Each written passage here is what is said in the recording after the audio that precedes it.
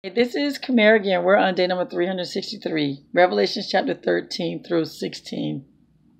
Yesterday we read about that dragon. The last time we read about the dragon was that he stood on shore beside the sea.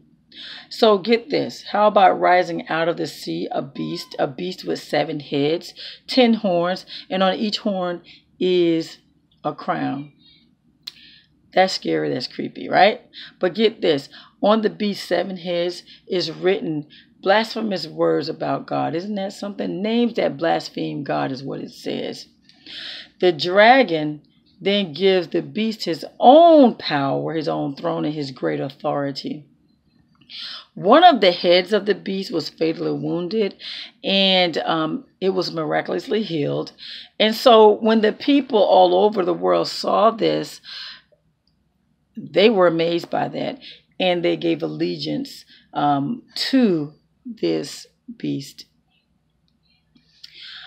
So this is the thing. They gave alliance to this beast, right? That's allegiance or alliance. Alliance to this beast. They worshiped the dragon and the beast. We're talking about the people of the world when they saw this sign. They gave alliance to this beast.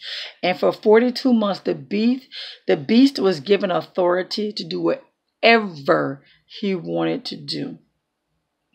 He blasphemed God. He slandered God's name and God's dwelling place in heaven. He waged war against God's holy people, and he conquered them. Isn't that something? John sees all of this, and he's told to give us this message. Isn't it something? Everything that he sees, he's supposed to tell us this is what God is allowing him to see. Crazy, right? But it's supposed to happen. People who belong to this world worshipped the beast. Those people, their names are not written in the book of life that belong to Jesus Christ. God's people, and this is what he tells us, God's people must endure persecution patiently and remain faithful. We have to, guys. We have to remain faithful. Unfortunately, with this walk, there will be persecution, sometimes in our own home. Just remain faithful to God. Another beast with 2 horns and a voice like the dragon, he comes out of the earth. He's given the same authority as the first. He's requiring everyone to worship the first beast. He's performing miracles, even sending fire down from the sky, deceiving all people. He orders, he's been permitted to he orders that a statue be made of the first beast. And then he's permitted, I love the way the Bible put that, he's permitted to give life to the statue. That's creepy. I'm just saying. He gives life to a statue. Oh my gosh, right? The statue begins to talk. I'm just saying, it's getting more and more creepy, right? The statue commands death to anyone and everyone who does not worship him.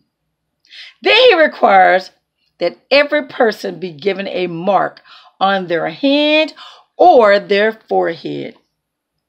And that mark should be the name of the beast or the number that represents his name.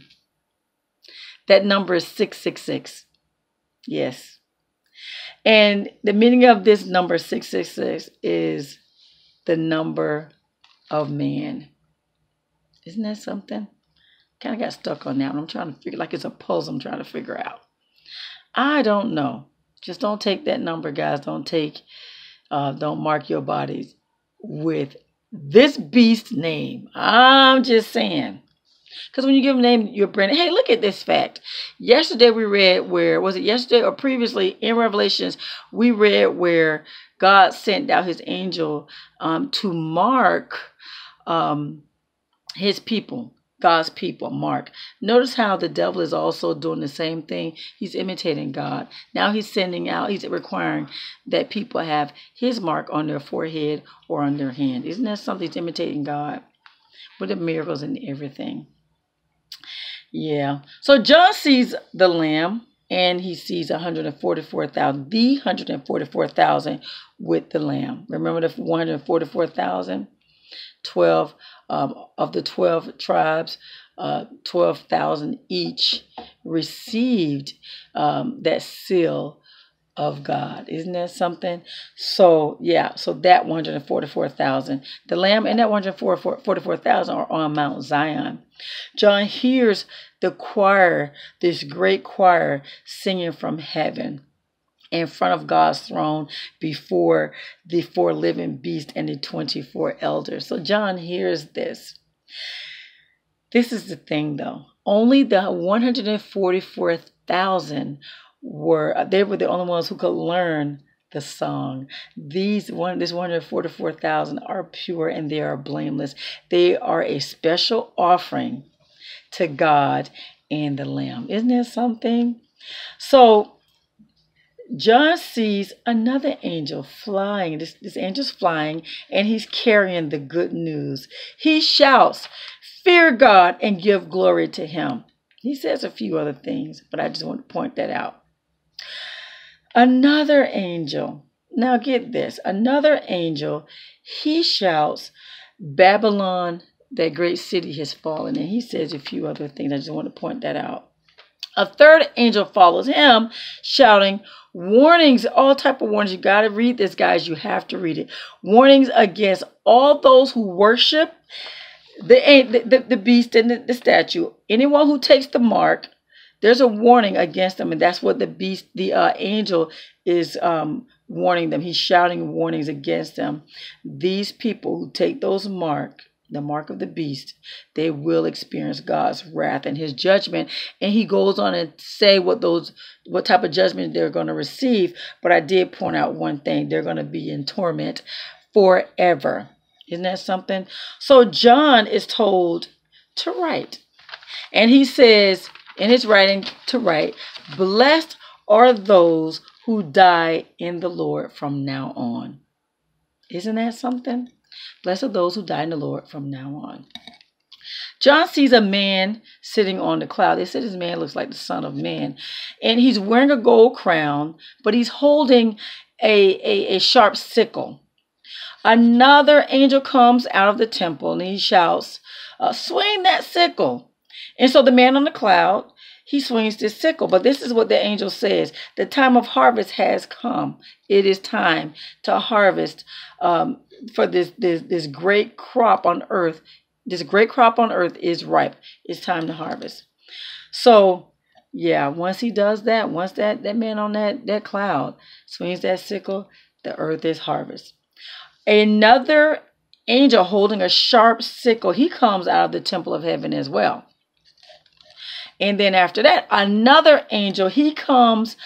This angel, he has power to destroy with fire. He comes from the altar and he shouts to the angel who came out of the temple of heaven. He tells him to swing his sickle. He says more about this sickle, but we know that this is judgment. That's what he tells us. It is judges. The wrath of God is about to occur. He swings this sickle and over the earth, and it's loaded with, this is what it says, is loaded with grapes, right? These grapes goes into the great winepress of God's wrath. And blood flows from this winepress. And it says that it's so much, there's like a stream of it that stretches about 180 miles. And it sits as high as a horse's bridle. I'm thinking that maybe the bridle is on the horse standing. And yeah, that high. How many feet is that, right? So John sees 7 angels holding the last plagues, the 7 last plagues, right? Which would bring God's wrath to completion. So there's 7 angels holding 7 plagues. Isn't that something? Yeah, John sees all the people who has victory over the beast. These are the people who had victory over the beast and the statue. They're holding harps. They're singing the Moses song. And, scriptures goes over that song. John sees the 7 angels holding the plagues coming out of the temple. And one of the living beasts he brings bowls, golden bowls, and he gives a bowl to each one of the 7 angels.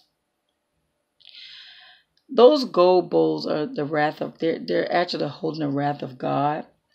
So get this, the temple is filled with smoke. The temple is filled with smoke because of God's glory and his power. No one can enter this temple until after the angels have finished pouring out the 7 plagues. There's a lot going on here, guys.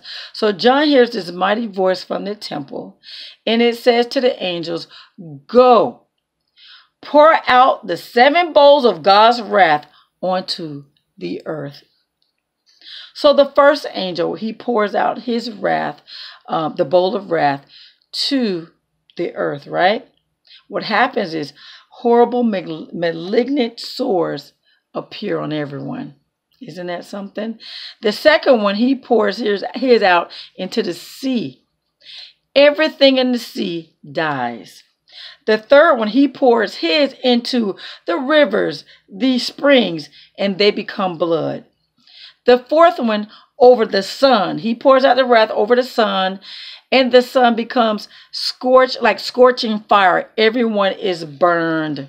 Isn't that something? There's burns on people. They're not dead. They just get scorched. They just get burned real bad, right? People start cursing God. They did not repent, and they did not turn to God. And that's one thing I love about God. He always gives them a chance to repent. They don't repent, and they don't turn back to God. Isn't that something? Or to God. The fifth one, he pours that wrath, that bowl of wrath, onto the throne of the beast.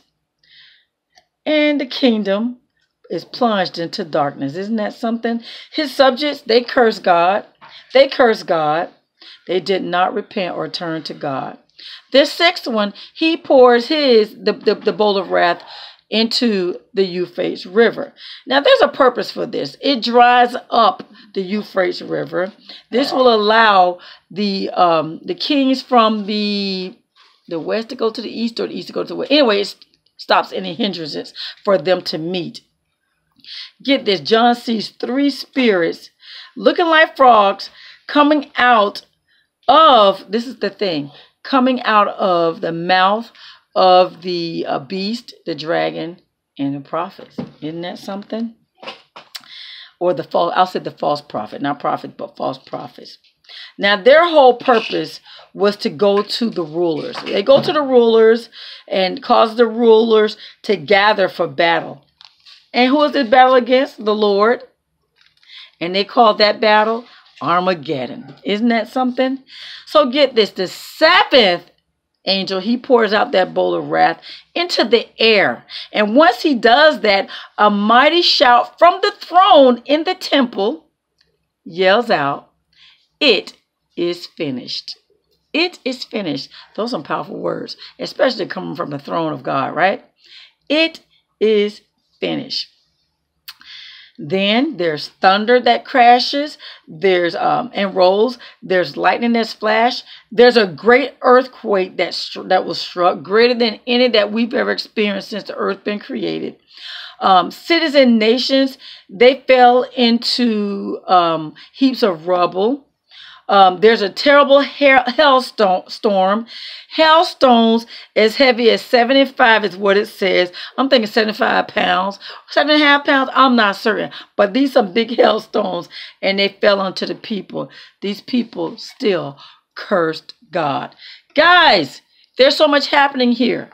Hope I didn't bore you with this, but there's so much there. Make sure you read this. Make sure you read this. So, guys, yeah. That's it for now. Day number 363. Do you know what that means? There's 365 days in a year. We're on day number 363. That's right. Revelations chapter 13 through 16. You have a God-filled blessed day.